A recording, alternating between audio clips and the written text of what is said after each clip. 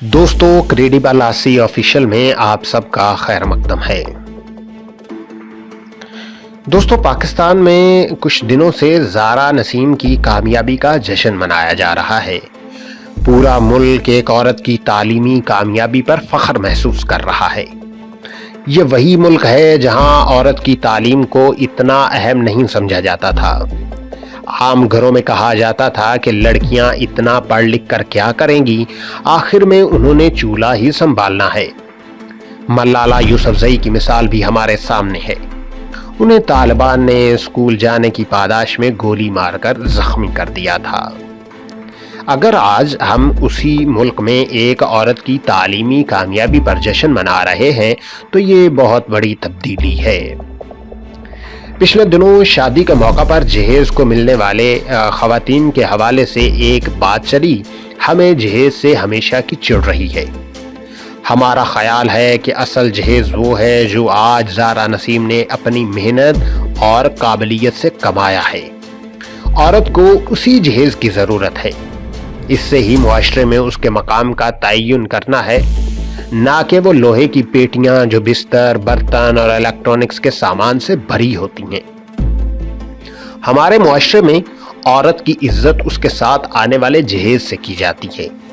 जो औरत अपने ससुराल जितना ज्यादा जहेज लेकर जाती है, उसके साथ ससुराल में उतना ही बेहतर सलूक होने की उम्मीद की जाती है। जिन औरतों के साथ जहेज नहीं होता या कम होता है, उन्हें ससुराल में जहेज ना लाने के ताने भी दिए जाते हैं, मारा पीटा भी जाता है और कुछ केसेस में कत्ल भी कर दिया जाता है।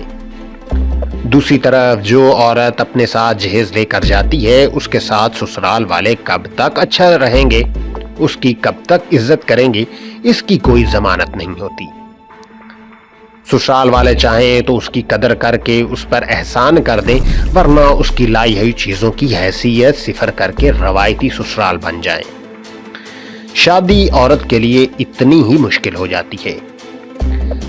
अब हम 21वीं सदी में जी रहे हैं। हमें अब इस फरसूदा निज़ाम के ख्यालात को तर्क करना होगा। औरत को जहेज से ज़्यादा तालीम और घर वाले के एतमाद और भरोसे की ज़रूरत होती है। उसके पास ये चीज़ें हों तो वो खुद को मजबूत तसव्वुर करती है और अपने बारे में बेहतर फैसले कर सकती है। जिस तरह हम ज़ारा नसीम की कामयाबी पर खुश हो रहे हैं, उसी तरह हमें हर औरत की कामयाबी पर खुश होना चाहिए।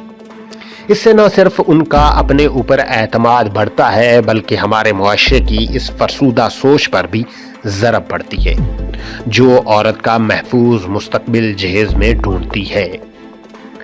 जब जहेज की बात होती है तो वहीं अक्सर मर्दों की तरफ से शिकवा किया जाता है कि जहेज लेना गलत है, तो हमसे सेटल होने की उम्मीद रखना भी तो गलत है।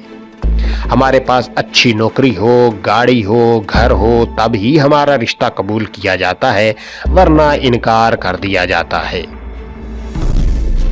उन्हें ये भी बात समझनी होगी कि वो जिस रिश्ते की बात कर रहे हैं, उसकी बुनियाद ऐसे ही नहीं डाली गई। और जब शादी के रिश्ते में बंधती है तो वो अपने शौहर और उसके घर वालों के ताबे हो जाती है। आप उसे उस जंजीर से आज़ाद कर दें, उसे उस रिश्ते में अपनी पूरी ज़ात के साथ आने की इजाज़त दे दें, तो उसकी और उसके घर वालों की तरफ से आपसे मंसूब तवक्कुआत भी आहिस्ता आहिस्ता कम हो जाती हैं। आप औरत के जिस्म, सोच और रूह पर अपनी मलकियत जमाना छोड़ दें तो आपसे भी कितना कमाते हो का सवाल नहीं किया जाएगा। आप चाहते हैं कि आपसे ना आपकी कमाई पूछी जाए, ना उस घर के बारे में पूछा जाए जहां आप औरत को लेकर जाने का इरादा रखते हैं, ना आपकी गाड़ी का पूछा जाए, जबकि आपको औरत से हर सवाल करने का हक हो और उसको अपनी मर्जी से चलाने का इख्तियार भी हो। आप एक इंसान की जिंदगी के मालिक बनना चाहते हैं और बदले में कोई जमानत भी नहीं देना चाहते। ये कहाँ का इंसाफ है। चलें, आपसे पूछते हैं कि क्या आप वो डिग्री जो आपने सालों की मेहनत के बाद हासिल की है, उसे एक बक्से में बंद करके रखने को तैयार हैं? क्या आप अपनी वो नौकरी जो आपने सालों के तजर्बे के बाद हासिल की है, उसे सिर्फ इसीलिए छोड़ने को तैयार हैं कि जहां आपकी शादी हो रही है वहां मर्दों का घर से बाहर निकल कर काम करना पसंद नहीं किया کیا جاتا۔